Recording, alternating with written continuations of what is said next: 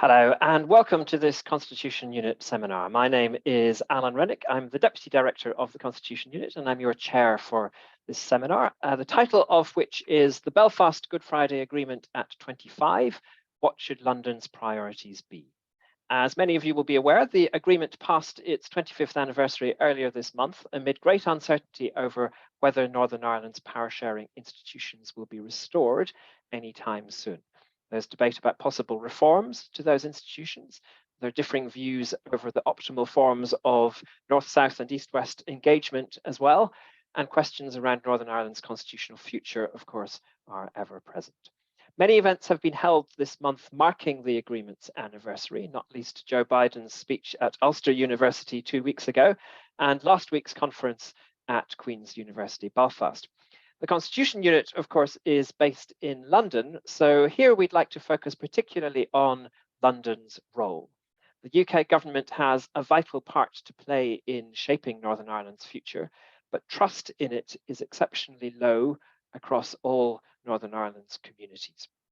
So we're going to ask what London should be trying to achieve and how it should go about doing so. To explore these matters, we're joined by a fantastic panel. Simon Hoare is Conservative MP for North Dorset and chair of the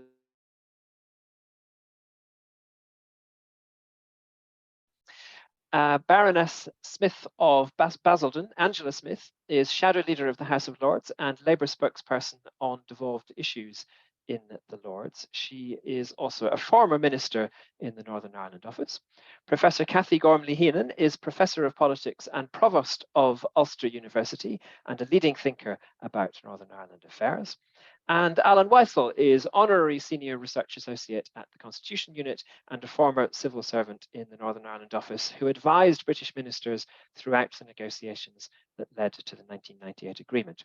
And he's the author of 2 recent Constitution Unit reports on the future of the agreement, a link to which will hopefully appear in the chat very shortly. Each of the speakers will make opening remarks of 5 minutes or so, after which we will have some discussion in the panel, and then we'll open the floor to your questions. Questions will be gathered today by Sophie Andrews-McCarroll, who you can see on your screen. So if you have a question that you'd like to put to the panel, please write it in the Q&A function as opposed to the chat. Sophie will select a broad range of questions and read them out. And if you'd like to ask a question anonymously, you can indicate that when you submit your question. Just be aware that the whole session, including the Q&A, is being recorded and will be posted online on the Constitution Unit website, our YouTube channel, and our podcast after the event. So let me hand straight over to Simon, who will start us off. Simon, welcome. Well, Alan, thank you. And thank you to you and colleagues for organising this. And it's a pleasure and privilege to join distinguished colleagues taking part in this discussion. Last week, alongside many, I had the huge privilege and honour of being in Belfast at Queen's, if I'm allowed to mention Queen's, with your organisation, for what was a phenomenally unique event. I think the key thing I would take from that, which I suppose answers in a way the question that you've asked, is to remind all of ourselves the power for good that politicians motivated by an electorate who say enough is enough on this particular issue or that particular issue, the good that can be delivered and the change that can be occasioned. And I think that's what occasionally we all become very cynical about politics, what it can actually do, and what motivates those who are practitioners of it. But the Good Friday Agreement, I still think, stands as a testimony, not just within these islands, but actually as an example across the world, where politics and politicians can draw together competing people who have been in sharp conflict for a long period of time to say enough is enough, we need to deliver some change.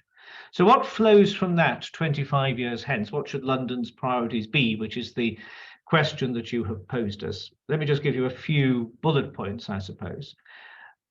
There is a continuing need to boost and increase the knowledge and understanding of Northern Ireland and the island of Ireland within GB. It's an information vacuum for too many people, and I include parliamentarians in that as well. It's a bit of a niche sport. It is not a faraway country of which we know little. It's an integral part of the United Kingdom, and more should be known about it and indeed experienced of it.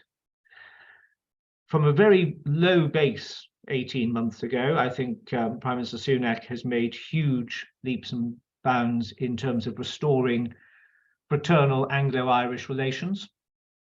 That is a bedrock of the Good Friday Agreement, and it really is the key that unlocks such a lot. Good progress has been made, more to do. I thought the chemistry between Heaton Harris and the Taoiseach, between the Taoiseach and the Prime Minister at Queen's last week on the platform and indeed elsewhere was tangible. And I think Ireland and GB all pulling in the same direction and working in concert has huge benefits for everybody on the island of Ireland, and indeed in the wider context, these islands as well. We've got to all pray that through miracle, coercion, carrot and stick, Stormont gets up and running, but we shouldn't, and I think this should be a priority, this shouldn't just be devolve and forget.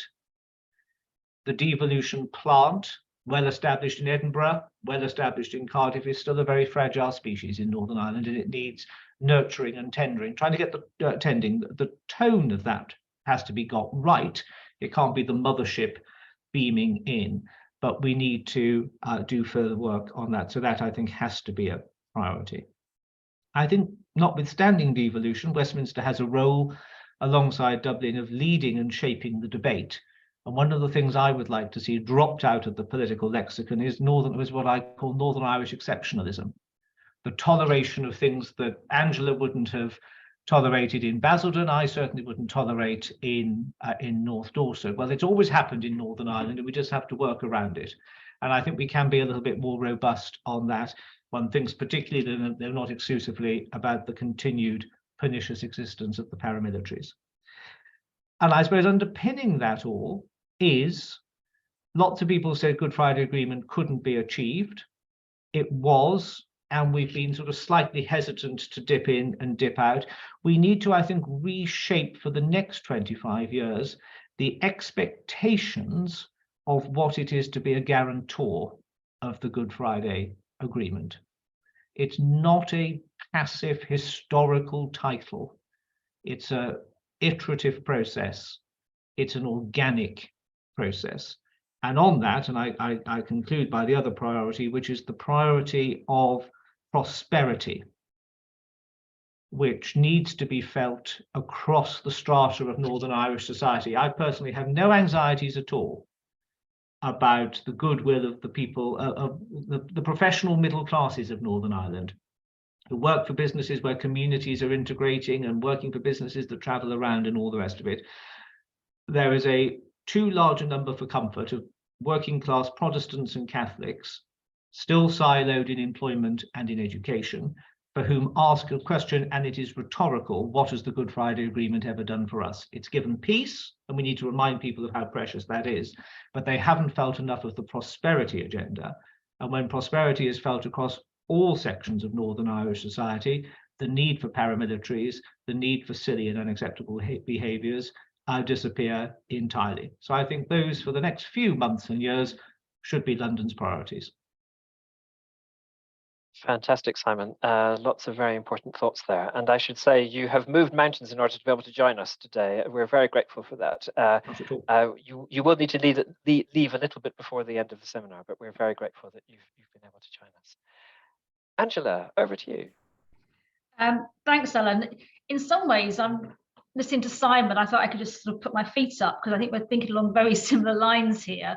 I'm sort of picking up really where he left off, in that I think the events in Belfast and across Northern Ireland that we've seen over the last few weeks are a reminder to us all of what a success the Good Friday Agreement has been. I think there's a great danger in, because the Assembly is in abeyance and for the times it has been suspended in the past, there's a tendency to think, well, what did it achieve, and be quite negative. In fact, it achieved a huge amount. The Northern Ireland today is very different to the Northern Ireland that I knew of when I was growing up. So I think that's really important. And I think in terms of priorities, as well as issues, there's an approach to be had. The Good Friday Agreement didn't just arrive or exist in a moment. It was years, and Alan will know this better than most, years of negotiation, discussions, building on what others had gone before. And there were times when those debates, those negotiations were complex, they were difficult, they were very challenging. I think at times people thought, are we going to make the progress we need to make? And the qualities that were needed to bring it forward were, I think, were patience, thoughtfulness, thoroughness of negotiations, compromise, but also leadership. And I think the issue of leadership is a really important one in the context of Northern Ireland and where we are at the moment. And also bringing people with you. You know, how the community responded to those debates, groups like the Women's Coalition, for example. And when you look at the final result of the vote that took place, that was hugely significant because it was groundswell bottom up. And in the same way, the problems of where we are today aren't created in a single moment or by a single issue. And I think there is a danger that, no, I have been told by others, oh, it's because of Brexit, it's because of the protocol. If we just see it in that context, I think we're making a mistake and we're losing some understanding of what's gone wrong. So I think there was a danger that in 2010, when the coalition government came in, and for some time after that, the focus was taken away from Northern Ireland. I think too many people thought the job's been done, it's resolved, we haven't got to worry about it. And that was never the case. That lack of focus, it was a real problem. It was never easy, but for both, I think, John Major, then Tony Blair and Gordon Brown, it was a real priority. They visited Northern Ireland, they had regular engagement. We had serious senior cabinet ministers as secretaries of state. And there wasn't really a party political divide at Westminster. Parties did work together. There was a lot of cross-party engagement. As Simon has already mentioned as well, that relationship with the Irish government was always really important, and that was nurtured. And I think that changed over time. There's also, I think we strive very hard to be even-handed pretty much for the political parties. And I remember as a minister, my engagement was across political parties. And we tried not to sort of say we're more supportive of your view or that point of view. We wanted to be more even-handed. That changed over time, not in a moment of Brexit, even though I think there was a huge implication for Brexit. It wasn't even-handed. You know, Theresa Villiers did actually campaign for the DUP while she was Secretary of State. The DUP were very close to Theresa May when she formed after the election. So I think all those factors fed in. And I don't think there's been the same level of political engagement. I've got examples of that when I was first in the laws of issues. There isn't time to go into them now, but I'm happy to on questions where you could tell from issues that were being brought forward in Parliament, there wasn't the same engagement with the political parties or the understanding. And then we had Brexit and the protocol. And I think worries me about this. We were told when the protocol was brought in, I remember being told by ministers, this will protect the Good Friday Agreement. And in fact, what's happened is the DUP, by bringing down the institutions, have forced the government to negotiate. And it's almost as if you're rewarding those that pulled out of the institutions. There was more value in not having institutions than others having them. And I think that's really dangerous, because from my recent visit, the message we got from everybody, whether it was trade unions, it was businesses, civil society, is they wanted the institutions up and running again as soon as possible to deal with their priorities, issues like, I think Simon, you were saying the same thing, health, education, prosperity. That's the issues that the locals are talking about and saying, we want you, our politicians, to deal with these issues. They're not really talking about the constitutional issues, they're talking about what's affecting them on the ground. So how do we get back to that? What should London's priorities be and how work it? I think it's much the same as it was in the years leading up to the Good Friday Agreement. There's got to be those ongoing negotiations. There's got to be building of relationships, and I think some of those have to be rebuilt. And I wasn't there last week, Simon, but when you were saying about the relationship between the new Secretary of State and the Irish government, I think that's really important, because that has been hugely damaging in the way that relationship has been fractured. When you've got trust, then you can enter into compromise in good faith. I think we also need to see leadership. If you think back to the huge figures at the time of the Good Friday Agreement, I think some of the current leaders need to look at how those leaders behaved and how they led their parties, how they often challenged and took on their own parties at times. If you're going to make progress, you have to be challenging, you have to sort of show some leadership. And I think the final point I would make is the talks for the Good Friday Agreement didn't end the talks. There's been constant negotiations following there. There's been tweaks and there's been changes made. But I think that process has to continue, but by agreement and broad consensus. But if the message is the way you get your voice heard in government is by withdrawing from the institutions, that's a dangerous message. And if there are going to be changes, they have to be by consensus, by agreement, going forward negotiations. So, and I think the role of government isn't a passive role. It's got to really be an engaged role. It's got to, I think, I can't remember the word you said, Simon, you used the word, it's not got to be just nurturing. In a way, it has to be, but it's got to be challenging, I think, at the same time as well. And I remember negotiations, Alan, you remember these, where you had robust debate at times, but you didn't leave the room until you sort of knew you were on firm footing as well, even though the meeting itself may have been challenging. So I think there's opportunities. I'm not as pessimistic as some, but I do think unless we get the institutions up and running again, we're going to be in a very difficult period. Fantastic, Angela. Thank you. Lots of important questions for us to dig into there. Kathy, straight to you. Thanks very much, Alan, and thank you to Simon and Angela. I'm slightly concerned that there'd be even more repetition, but I'll try to frame it just slightly differently. So I'm going to begin with what we know London's priorities are as opposed to what they should be, because I think that gives us some helpful context to my remarks. If you think about the Good Friday Agreement, as it stands now, you could argue that in and of itself, it's not a priority for London as set out by the Prime Minister in his top 5 priority speech at the beginning of the year. Now, as a reminder to people, they were things like halving inflation, growing the economy, reducing national debt, reducing the NHS waiting lists and stopping small boats. But by contrast, when John Major took office, he wrote a few things on a piece of paper the first night that he came into office that he wanted to address as his priorities. And one of the things that he wrote on that piece of paper was Ireland. And of course, we all know that much of the credit goes to the Blair government for securing the Good Friday Agreement, but we also know that a lot of the groundwork that had been undertaken and the underpinning legwork did actually happen under the Major administration. So perhaps for London, Northern Ireland should be an implicit priority, if not listed explicitly as one of the 5 that was announced back in January. And that's not least because the delivery of some of the UK priorities require stability in Northern Ireland. And if you consider, for example, growing the economy and the UK priority to grow the economy, well, as both Angela and Simon have pointed out, this is inextricably linked to stability. We don't use that phrase peace and prosperity for nothing. The two are inextricably linked. But if you also look at something like reducing NHS waiting lists, there are 2 points here, and Simon did allude to this in his remarks. The first is this continued lack of recognition by London regarding the devolved nature of some of the policy priorities, even after 25 years. That repeated articulation from Westminster that implies that people have forgotten that some things are devolved. So health is a devolved matter. So reducing NHS waiting lists is actually a devolved matter, and Westminster would only be able to address that as a priority in the context of England and not really in the context of the UK as a whole.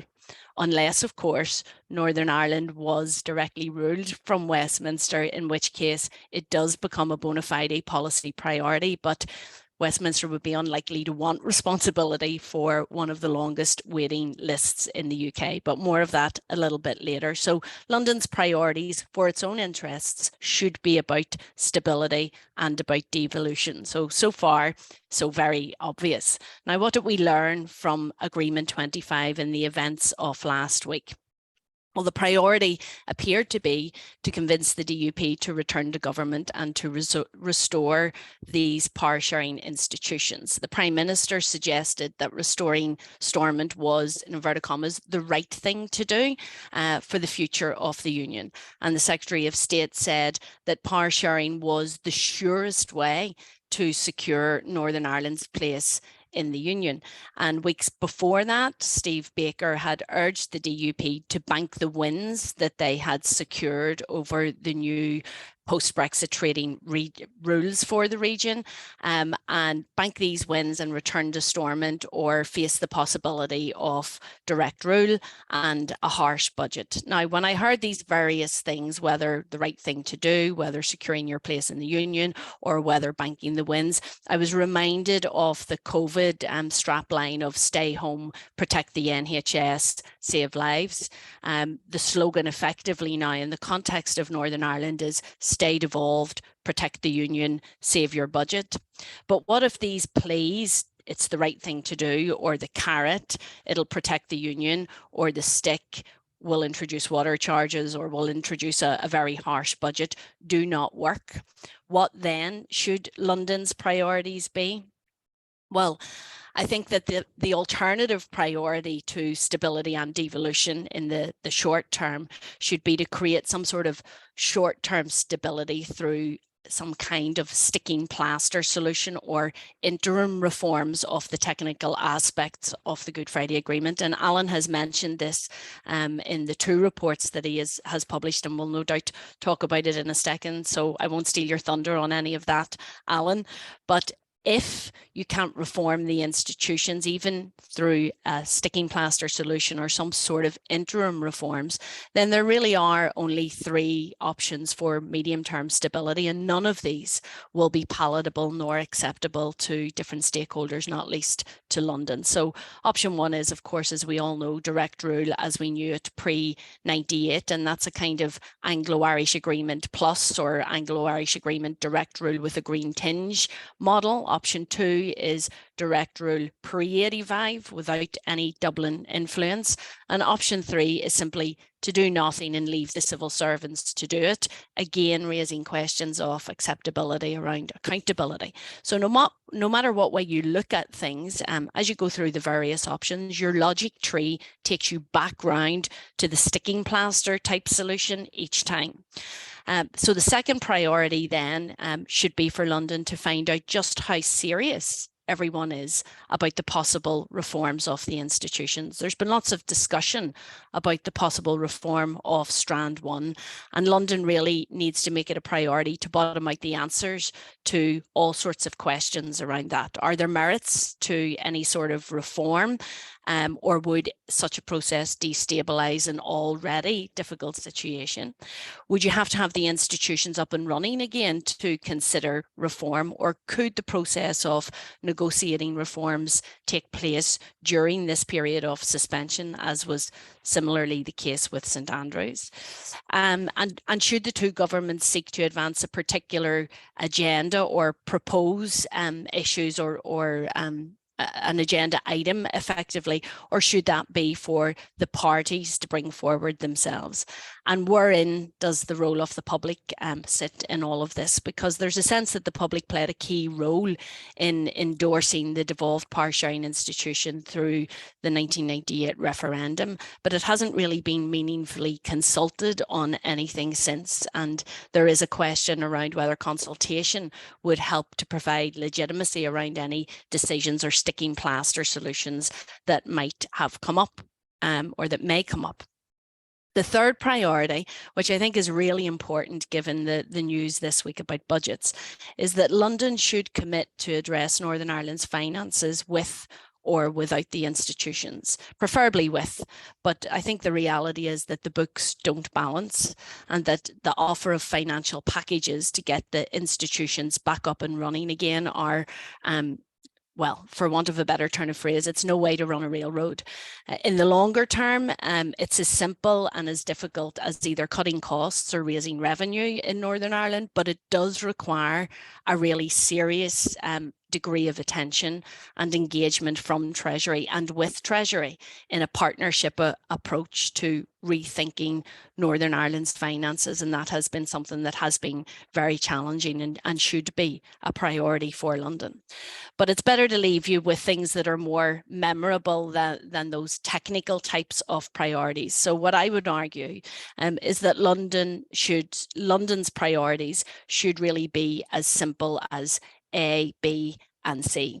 A is activity. So we need to see more activity, and you've heard that already, especially if the problem is more about agency rather than about structure. If it's more about people's ability to work together rather than the structure of the institutions, then more activity and more engagement, more discussion with people will help in that respect. If it's about agency, London's priorities should simply be about winning friends and influencing people, and that requires constant activity. So I'm echoing pretty much what Angela has said about the degree of activity that did happen in the years leading up to and after the Good Friday Agreement, right up until about 2020. So more activity is the A. More bilateralism is the B. And again, we've heard that from our other speakers. Whether that's on the sticking plaster solution, what I mean there by more bilateralism is a ramping up of those strand 3 type activities, which are working and which have already been given renewed significance, not least with the attendance of the Prime Minister to the latest British Irish Council meeting, which British Prime Ministers have traditionally not attended, even though their counterparts from Dublin have attended, and that almost reset some of the bilateral relations with that one act alone. So that's the A for activity, B for bilateralism, and the C is constitutionalism, but it's a plea for London to deprioritise constitutionalism and less constitutionalism. So more activity, more bilateralism, less constitutionalism.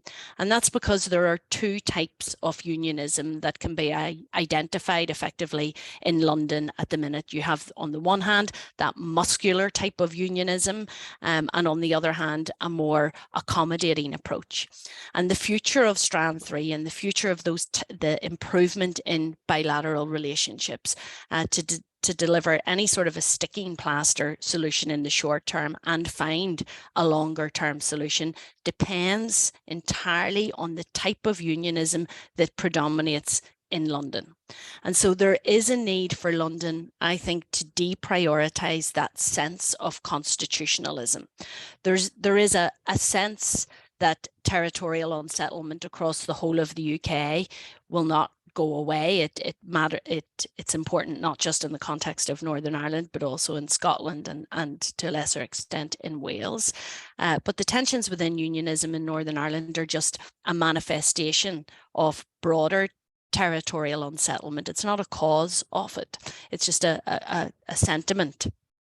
And claiming that a return to Stormont protects the union, as was heard last week, might be unwise. So less reference to constitutionalism may be better as a policy priority in the longer term for London. So A for more activity, B for more bilateralism, and C for less constitutionalism. Thanks. Fantastic, Cathy. Thank you so much. And you've moved us on to lots of the specific issues that I'm sure we want to get into further. Alan, to you. Right, well, thank you. There's going to be a sickening amount of agreement around here this afternoon. I'll talk essentially in these opening comments about what London should be doing in the short term, as others have. There's quite a lot in the most recent paper about the longer term, the constitutional debate that's going on. We can pick that up later. But my basic argument is that the agreement needs quite a lot of effort to keep it afloat, and it needs it urgently. It is, as people have said, it has brought enormous benefits. It's the only plausible basis on which Northern Ireland can be stably administered in the near future. But despite all the enthusiasm from it that we've heard from the Prime Minister and other London figures recently, and the very welcome change in approach, I still doubt that London has the sort of coherent plan and the commitment that are really necessary to ensure that we get back onto a positive track in Northern Ireland. So the starting point, the agreement does need to be revived. It is losing credibility. And if that goes on, it may before long wither away, not just because the institutions aren't there, not just because even when they were there, they didn't deliver, although the good government deficit that we've had in Northern Ireland is really painful to those of us who live there, and is important not only in itself, but also because I think it's contributed to instability. If the institutions had been seriously delivering, they would have been much harder to pull over. But besides that, there are all the other things that the agreement did deliver, like promoting reconciliation, like ending paramilitarism, where progress has stalled. And with that, the general hope that it gave of a better future has stalled. If we don't get constructive politics back, and if we get an increasingly polarized debate about constitutional destinies, as we've been having recently, then potentially we are on the way to dark places. I sketch out in the paper a sort of malign scenario where essentially Northern Ireland becomes increasingly dysfunctional, but also increasingly unloved.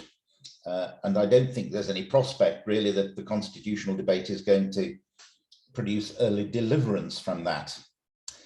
So there's a lot of work to do to get the institutions back. Certainly that's essential. To put in place arrangements to ensure they do deliver this time, to revive efforts in other agreement areas. And I think that does need, as others have said, the efforts of the two governments.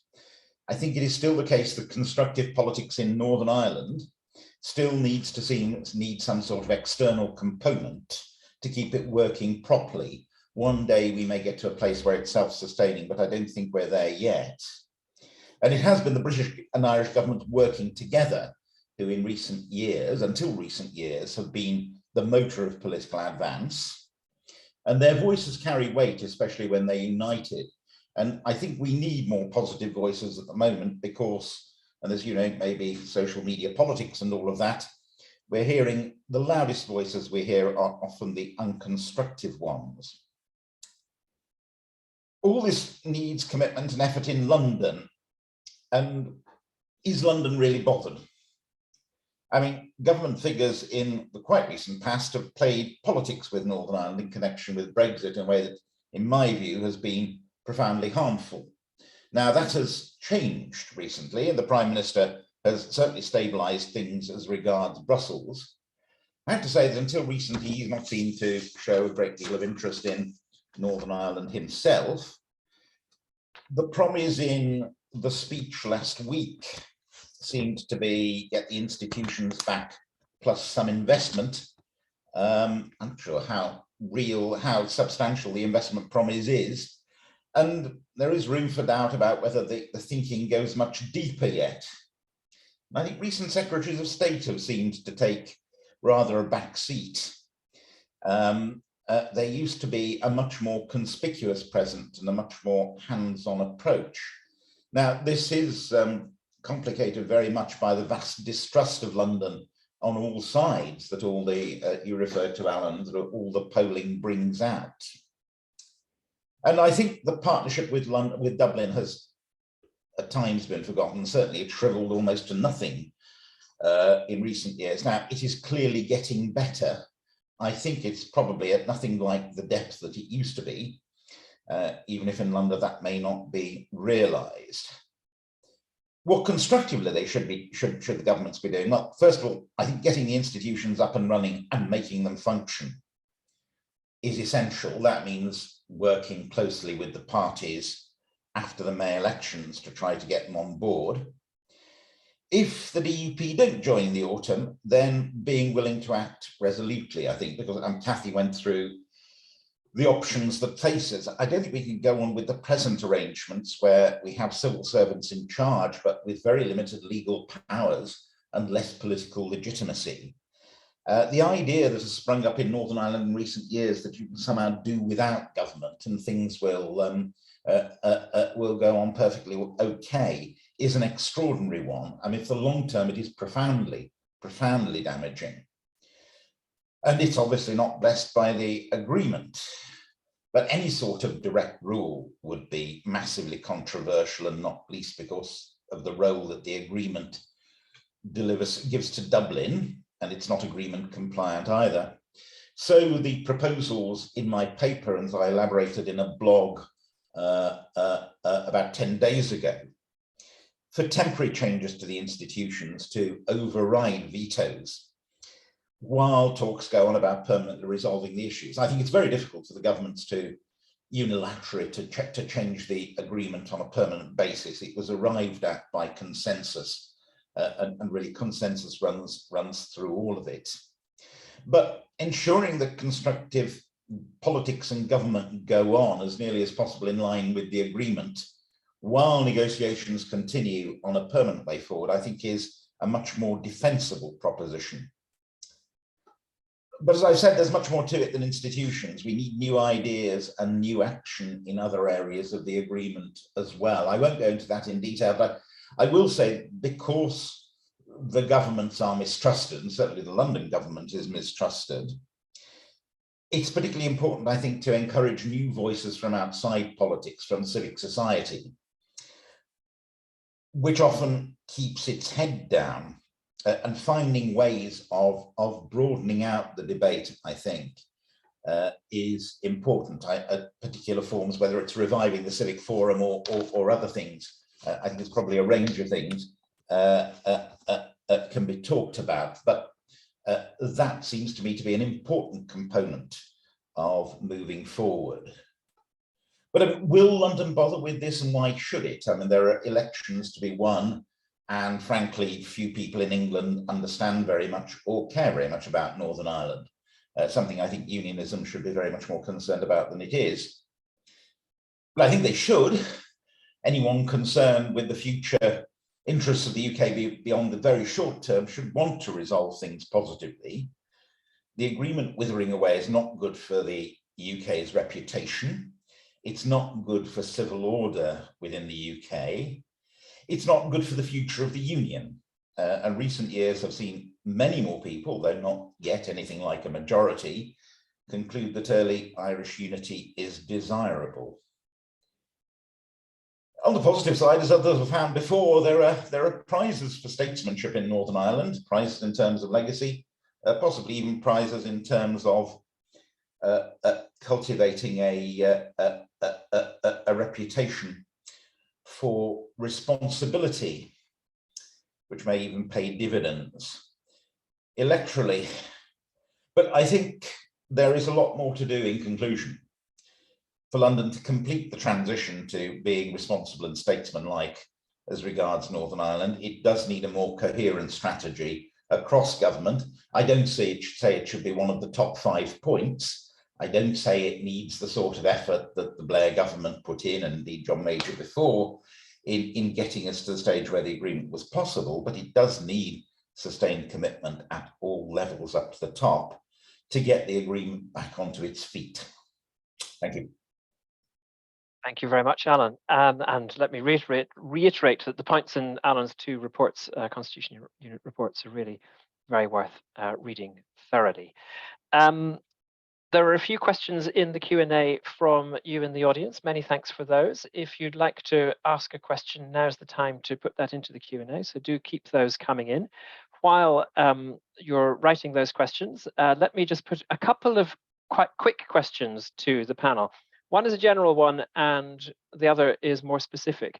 The general one, I think you're all very much in agreement that London should take an active role and should be very much a present player in politics in Northern Ireland.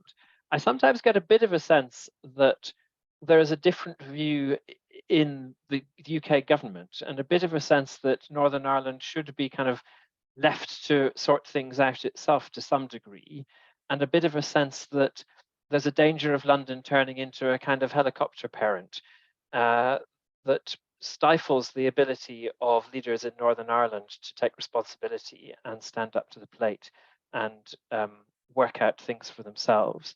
Would any of you like to explain why you think that view is wrong, and why you think it is important for London actually to engage much more actively? Simon, you're already unmuted, so do you want to come in first? Well, I mean, I think you're right, Alan. It's the reticence of being a helicopter parent. And I think it's either an absence of or a reluctance to face into with honest, friendly sincerity to say issues which were devolved to Scotland and Cardiff, people get on with it well enough and all the rest of it. But we have a different devolution model through the way that we have the formation of the executive with regards to Northern Ireland. So our relationship with Northern Ireland can, and by definition, should be different. Just as there's a greater parity between London's relationship with Cardiff and Edinburgh, for example. But, and I'm not trying to shoot down my own message about we should end Northern Irish exceptionalism. We are going through a period of transition, and therefore that more active, but jointly active alongside with Dublin as effectively the joint guarantors of the process, can be taken up with more energy. And nobody should be suspicious of that. You know, Peter Brook's most important intervention was the no selfish or strategic interest. That remains the case. So the principles of how everything works remain, but it's. I'm sure some would dismiss it as sort of, you know, benign paternalism and, you know, all the rest of it. But if we are serious as politicians about helping our fellow man and woman have a better quality of life with better public service expectations and outcomes, I see nothing wrong with that. And I don't think even the most fundamentalist nationalists would kick back against that, really. And Alan, I think, Alan, that one of the problems is that even if London would prefer to take a more hands-off approach, the interlocking nature of the four parts of the UK mean that it can't. So back to my point about the 5 policy priorities at the minute that the Prime Minister has set out. To deliver on those, to deliver economic growth, you need stability. And if one part of the UK is unstable and you have a party that has not yet signed up to the Windsor framework with all of the consequences that come with that in terms of trading relationships and how that's perceived externally, no matter what London wants to do, whether that's for England in and of itself or for the UK as a whole, it needs to have stability. Therefore, even if it wanted to take a hands-off approach, it can't at the minute, because what happens in Northern Ireland impedes policy development in other areas.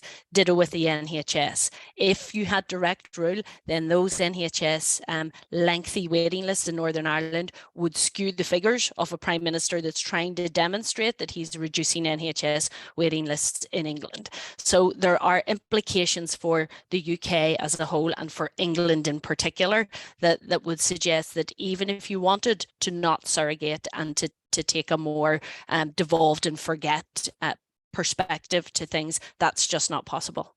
And you would reject the view that the route to stability is actually getting Northern Ireland politicians to take responsibility and step up. I just get the sense that there is a bit of a view sometimes that actually, at least over the medium term, that is a better way of getting stability. It's not that I reject the view, it's just that it's a more nuanced view, which is, well, the proof's in the pudding. If you haven't had that yet, and we've had as many years out of government as we've had in government over the last while, then Plan A clearly isn't working. So there is a need to move to, at what point do you draw a line and say Plan A hasn't worked, we're going to have to move to Plan B? I don't think that the Plan B has been necessarily articulated very well, which is why I used again the direct rule with a green tinge, direct rule without a green tinge, or just let the civil servants do it. None of those are palatable, but there has been very little articulation of what the alternative is other than to kick the proverbial can down the road, and that's not really an option either. Angela, do you want to come in on this? Yeah, I will briefly. I think I'm pretty closer to Simon's view in many ways.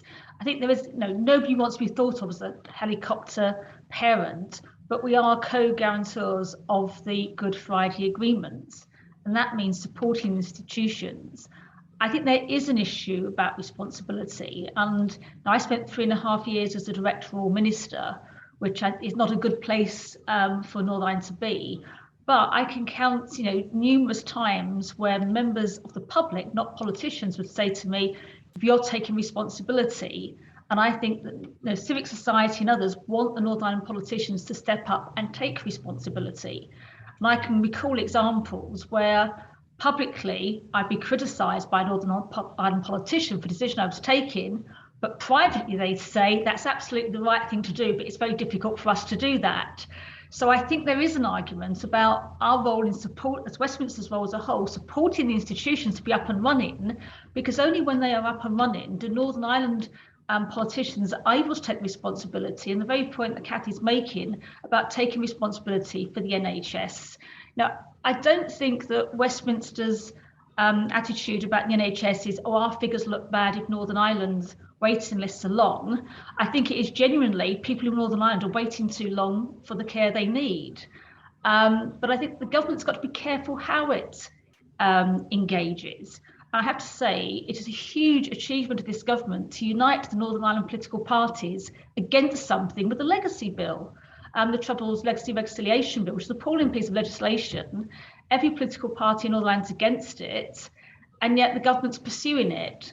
Now, that seems to me the wrong way to go about things, but partly it's a response to there not being the local institutions up and running and engaged.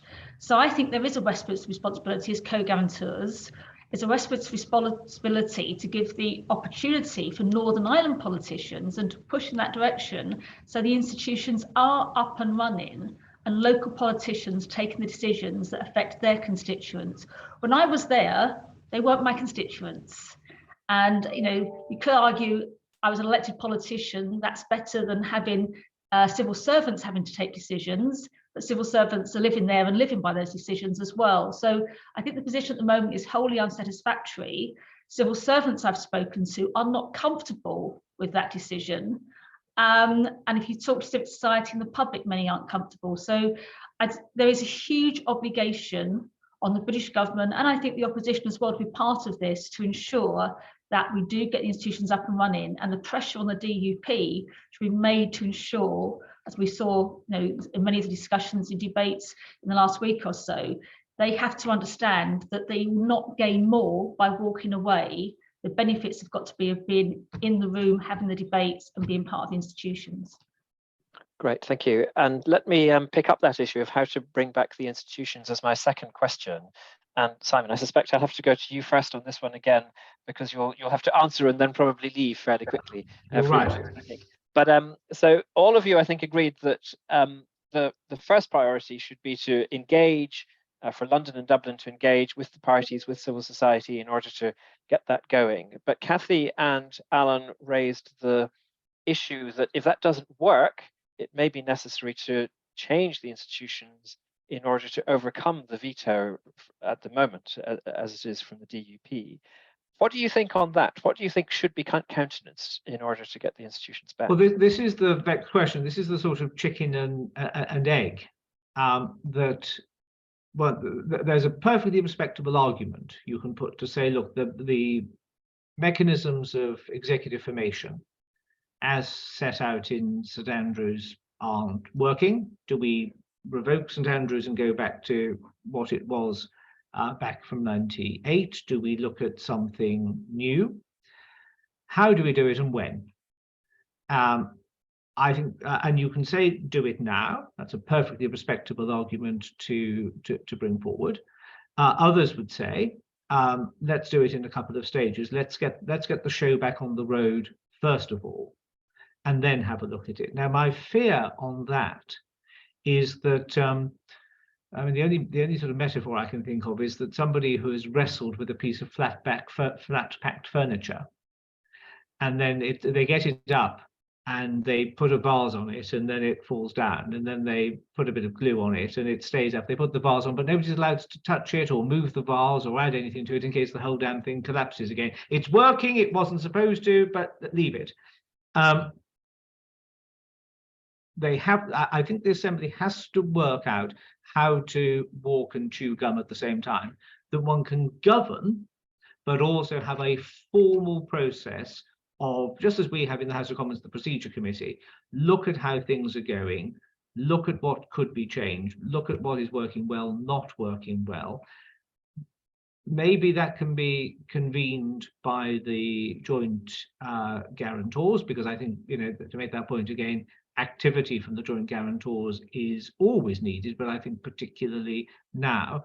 A pound to a penny, whichever time it's done, somebody will say it's the wrong time, there's no need to do it, it should have been done before, it shouldn't be being done at all. I think there is a job that needs to be done, if for no other reason, even if it was all functioning brilliantly and had never collapsed, we surely must be able to find a better word to describe the growing middle of Northern Irish politics than the word other,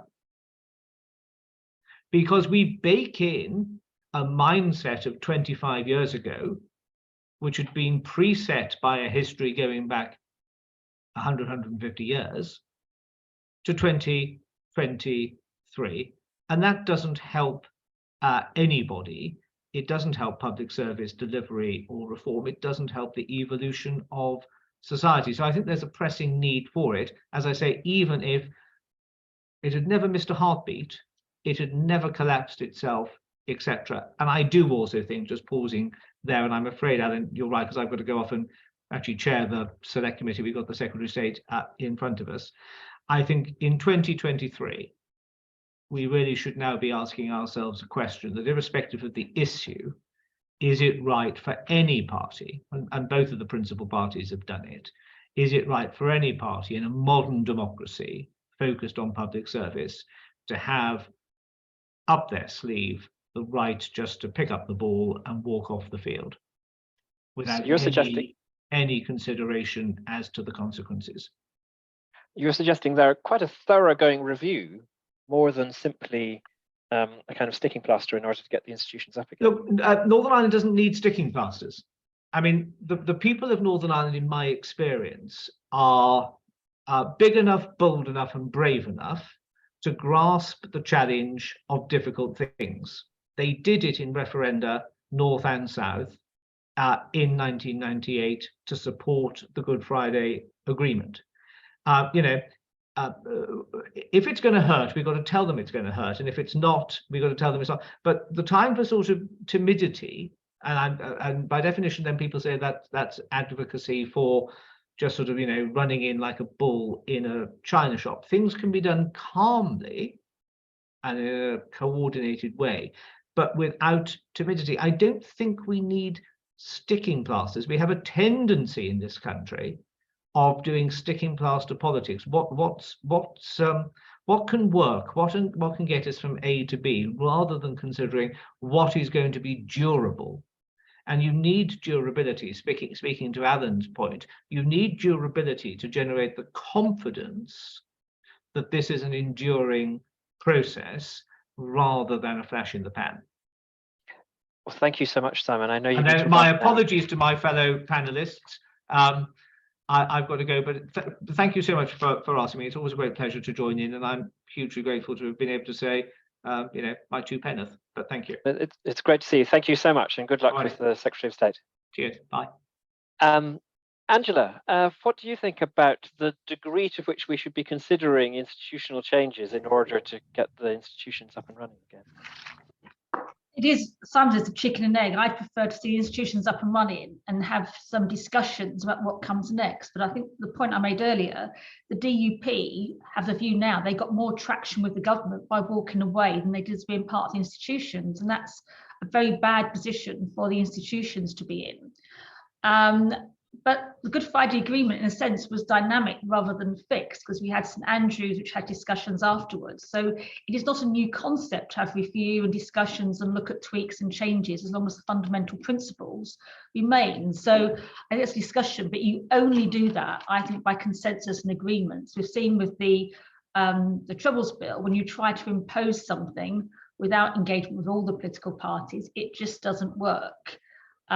So there's obviously got to be room for discussions about the durability, the long-term future of the institutions. But I think that has to be done within the institutions themselves. If we get to the point where it's never up and running, I don't know where we go from there. And then it will have to be those long kind of drawn out political party discussions that Alan and others know so well.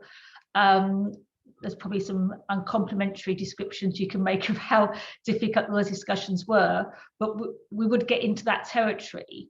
But I think the pressure has to be on the DUP to understand that traction and deliberations with government have to be from the institutions, and how the government has reacted and dealt with the protocol, I think was a very poor message to send to the people of Northern Ireland and to the political processes in Northern Ireland. So can we retreat from that? I hope so, but it is going to be, I would hope that Chris Heaton-Harris, Secretary of State, is up for this. In fact, it's one of the questions Simon's going to ask him today, is up for putting every effort and every pressure that's needed to get the Assembly and the Executive running. Then those kinds of discussions can start. But I think my message would be they're not going to start, certainly at this stage, without it. And if we have to move beyond that, it's going to be, I think, a difficult process of negotiation. So in the interest of Northern Ireland, and I suspect this is the kind of message, and I was over with Keir and Peter Carl a few months back, the kind of message we were getting from the groups and organisations and people we met was they wanted the institutions there. Now that's not a Westminster view, that was a Northern Ireland view, and I think Cathy, you'd probably say the same. That's the message you get back from people. If not, tell me, but that's certainly the message we were getting from, I think, everybody we spoke to. So that has to be, I think, the starting point. So I think you're suggesting there change, but through consensus, whereas Cathy and Alan, I think you were both suggesting that yes, preferably, but it may be necessary to have changes in the institutions without consensus in order to get the institutions up and running. But I think if you offer that as a starting point, you make consensus harder. Yeah, I think that the issue is whether or not you're looking for a quick fix or a longer term fix. And, you know, the institutions have been collapsed for some time already. So this is, you know, we're into the medium term now. Simon's idea of a wholesale review rather than another sticking plaster is something that, as history would suggest, would take at least 2 years. We had talks about talks, and then more talks about talks, and then a very pressured agreement period. For anybody who watched the agreement play in the Lyric Theatre recently, that the sense of pressure as the clock ticked down was not lost on anyone. My point about the public endorsing the decisions that were taken 25 years ago is an important one. Not all of the parties agreed to the St Andrews Agreement. Not everyone was involved. Arguably, some of the problems that we have now come as a consequence of those changes that were made at St Andrews. And if more changes were made in the short term, there is a question to be asked about how involved the public should be in endorsing those or otherwise. But to Angela's point about what does pressure look like, I think that London thinks pressure looks like a hard budget. But actually, if you are a political party in Northern Ireland and there are hard decisions to be taken and you have a very compressed budget, they're not decisions that any local political party will willingly want to take anyway, which was why my point about a serious grown-up conversation about budgets and about the relationship with Treasury rather than financial packages for being good and agreeing to go back into government is probably the more mature and politically sophisticated thing to do. And that's the sort of thing that will take time and won't be a sticking plaster solution.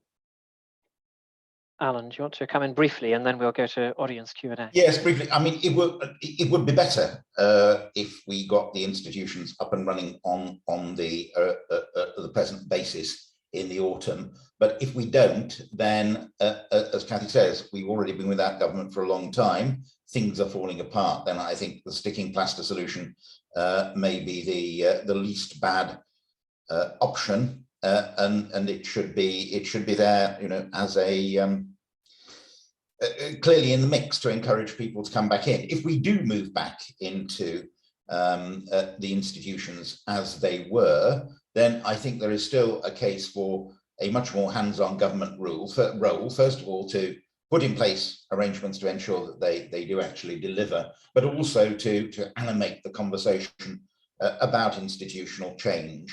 I don't think it will take place by itself, not least because the two big parties have a lot vested in the present arrangements continuing, which give them an awful lot of clout, essentially the veto power. One of the things that most worried me, I think, about the speeches last week and about the extent to which the government really has a comprehensive understanding of what is going on in Northern Ireland, is that I think, unless I've misread the speeches, both the Prime Minister and the Secretary of State lavished compliments on a great many players for the conclusion and operation of the Good Friday Agreement, including a number who had opposed it originally, but didn't anywhere mention the Alliance Party. Now, I'm not a member of the Alliance Party, I should say. There is no vested interest here. But to conspicuously leave out that party, which has been one of the most constructive throughout and is now a much more serious electoral force than it has been, did make you wonder whether there was, as I say, really a comprehensive, well-informed view of Northern Ireland among those who are making policy. Let's go to audience questions, and Sophie has been gathering them and will hopefully miraculously appear on our screens. There she is. Sophie, what do you have for us? Hello, yes, there are lots of excellent questions in the chat. I'll start with a couple for the whole panel on the demographic question. So John Newham asks, in relation to Strand 1 of the Good Friday Agreement, how can the increasing number of those not identifying as nationalist or unionist be accommodated? And Kieran McCarthy asks, are there signs that the younger generation is moving further away from long-standing areas of dispute, or are they being carried forward? Great, thank you. John's first question there picks up exactly the theme that Alan was just referring to in the Alliance Party, and secondly on younger people. Kathy, do you want to pick those up first? And feel free, each of you, to pick one or other question. Don't feel you have to answer both. Yes, two short answers on this in a sense. The demographic shift over the last 25 years, where we now have 3 minorities effectively, as opposed to a majority and a minority, doesn't sit easily with the technical construct that underpins the Good Friday Agreement. And as Simon said, surely by now we can come up with something better than other to define that other group of people who are neither unionist nor nationalist. That relates very easily to Kieran's question about the signs of the younger generation not feeling the same way. The labels that they use are entirely different now. They tend not to define themselves as unionist, nationalist or other. They use a plethora of labels which tend not to be political, and their lived experience is so very different from the lived experience that those of us who are a bit older have had, would suggest that when you talk to them about these sorts of issues, they want politics in Northern Ireland to work in order to address issues of net zero carbon emissions, social justice issues, and so on, not constitutional issues. And that was why I made my point in the A, B, and C, less constitutionalism. If you're trying to connect with people, talking about how going back into the institutions protects the union or otherwise, doesn't resonate with the demographic that will be the leaders of the future in the next 10 to 25 years. And I think that's a really important point that Kieran has raised about the younger generation. Thank you. Alan, do you want to add anything? Only to agree very substantially. I mean, there is a danger, we have ossified institutions. The agreement was brought about really on the basis that there were 2 tribes in Northern Ireland. It was their disagreements were really the only thing that mattered, and reconciling that, which was, not too far from a description of politics in Northern Ireland at the time it was concluded, and getting beyond that, and as Kathy says, responding to what is clearly a very conspicuous change in public attitudes, not only in party preferences, but in what people are actually concerned about, is going to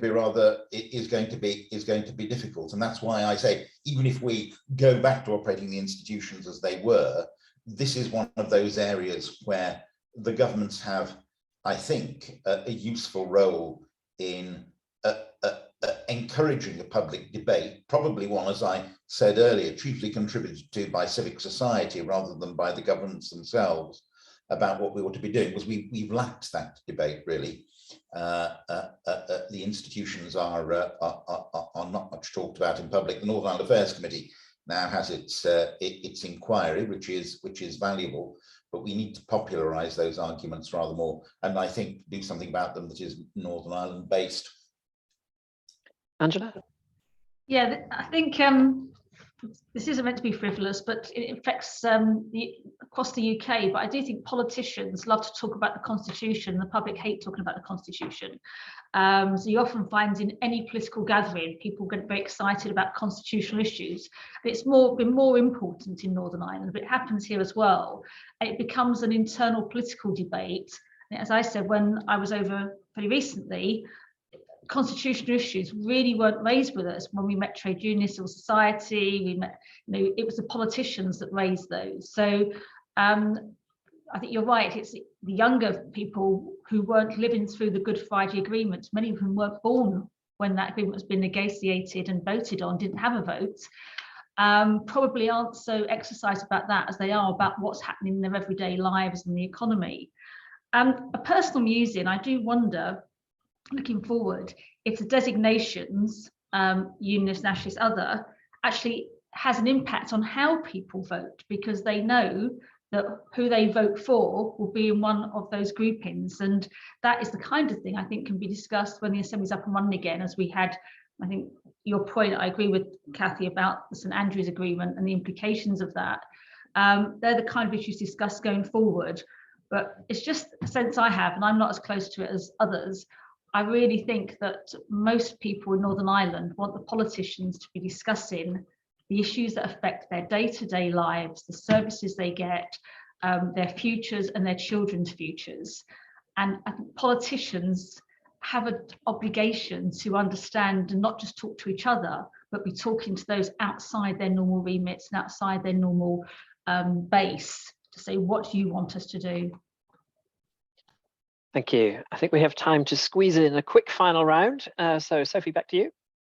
Yes, we have a question picking up on public services reform and financial packages. So Anne Watt asks, there's a long overdue need for reform in public services, especially health and public finances in Northern Ireland, the absence of which is part of the reason behind the current budgetary problems.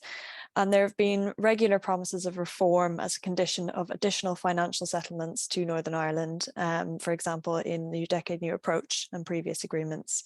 But in reality, the UK government does not seem to follow through on the conditions of these financial settlements. So extra money is welcomed, but the reform doesn't happen. Should the UK government, especially the Treasury, be more involved in supporting the delivery of public service reforms in Northern Ireland?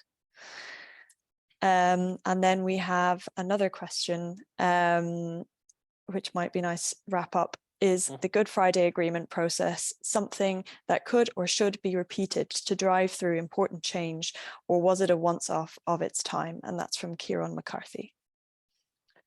Great, thank you very much. So first question there from Anne Watt, who we should say, of course, is the head of Pivotal, the think tank in Northern Ireland, getting us deep into the issue of public service reform and London's role in that.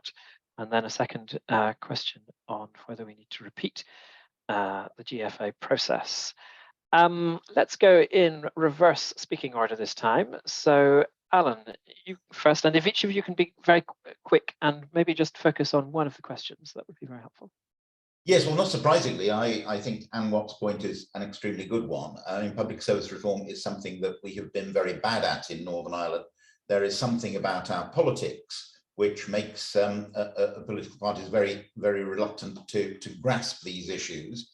Possibly it is that the more popular line is among their supporters is to go off to London and ask for more money. And of course, quite often they've had that, and the effect of that in the past may well have been that very necessary reforms in, for example, the health service, the restructuring of the health service, where there have been a succession of official reports saying the present structure is really not appropriate for delivering medical care in the 21st century. have been ignored in favour of keeping open hospitals and parts of hospitals in different parts of the country where they're not really sustainable. So I think it is essential that ways are found of bringing about more public service reform. I wonder whether the political parties might not rather prefer London to do some really quick, brutal, direct ruling to bring some of these things about, and some of the revenue raising exercises about as well before the institutions resume. Now, that would be a very bad thing in principle, letting the local politicians off the hook, but as a one-off to get institutions back up and running again, it might be justifiable. And I've suggested in the paper I did last year, there is probably scope for another institution in Northern Ireland to try to animate the debate on what we need to do about economic and social issues, which always get neglected, and possibly to help in drawing up programmes for government, which is supposed to be the sort of guiding light for executives in what they're doing. The last executive never actually managed to agree a programme for government and was completely without strategic direction. So I think there is potentially quite a lot that can be done there to make the system work better. Thank you. Kathy.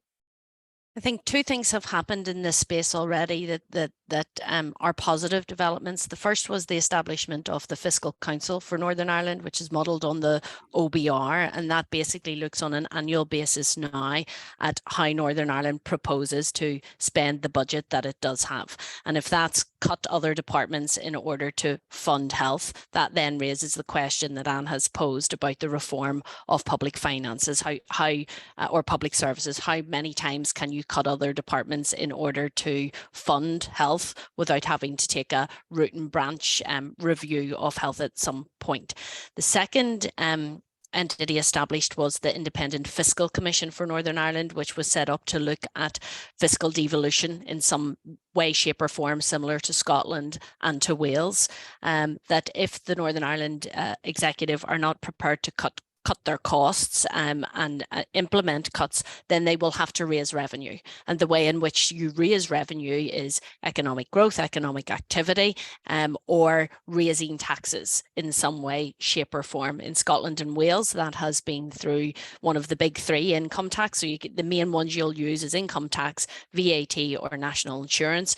Both Scotland and Wales have plumped for income tax, and our Independent Fiscal Commission looked at the possibility of that for Northern Ireland as well. I think it's fair to say the response from Treasury was lukewarm. They didn't embrace it with open arms. I don't know if that's any different from the reaction from Scotland and Wales as well, but there is a sense that in order to conduct public service reform, it will require a rethink of the way we both are funded through the block grant, and how we choose to spend our funding, and how we choose to raise revenue to supplement the funding that we do get. Thank you. And Angela. Very briefly on that one, I think that's the fundamental question about public spending and how you spend it. It's affecting all the devolved administrations, every health trust in the UK, of where priorities, and it's a difficult one. It's challenging for everybody at the moment. And again, those are difficult decisions, said Kathy, for Northern Ireland and local politicians, but they're going to have to take those decisions at some point. I want to focus on Kieran's question, though. Although the signing of the Good Friday Agreement was a one-off, it was a process. And I like to think of it in some ways as a dynamic process. We've talked about sort of having ongoing discussions. We had St Andrews. So I don't think we're starting from where we started from when the discussions that John Major and others had that led to the Good Friday Agreement. We're starting from a different and a stronger position. But yes, I still think those discussions are continual, and that's what I was saying earlier about the role, I think, of the British and Irish governments and the role of Westminster in trying to facilitate and being engaged and being an active participant. We should never see a process as ended until we're satisfied that there is stability that will endure. Thank you so much. There we're going to have to wrap up, alas. Before I thank you properly, just a few notes. The recording of this seminar will appear on our YouTube channel and podcast feed in the coming days. So please do subscribe to those or look out for information on Twitter. And if you're not already signed up to our events mailing list, please do so in order to be the first to hear about our forthcoming events. Just go to the Get Involved link on the Constitution Unit's website. Our next two events are actually both in-person lectures. So tomorrow evening, but there's still time to sign up. So Peter Riddle, former Times journalist, former director of the Institute for Government, former commissioner for public appointments, will be giving his inaugural lecture as an honorary professor here at UCL. His title is Ministers Also Have Rights, Balancing Executive Prerogatives and Executive Scrutiny. And he'll be introduced by Unit Director Professor Meg Russell, and former Foreign Secretary Jack Straw will be giving a response. And then on the 16th of May, I shall be giving my own inaugural lecture as Professor of Democratic Politics, attempting but certainly failing to answer the question, how can we fix our democracy? And Meg will be introducing again with Anand Menon giving a response.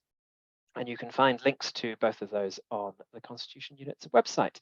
With that, let me thank all of you in the audience for attending today, but let me especially on your behalf thank our fantastic speakers who've really made me think today, and I'm sure have made all of you think as well. Simon Hoare in his absence, Angela Smith, Kathy Gormley-Heenan and Alan Weissel, thank you all so much. Thank you also to Sophie Andrews-McCarroll for fielding questions and to Ed Rowe for organising today's event. That's it. Good afternoon to you all, and we look forward to seeing you again.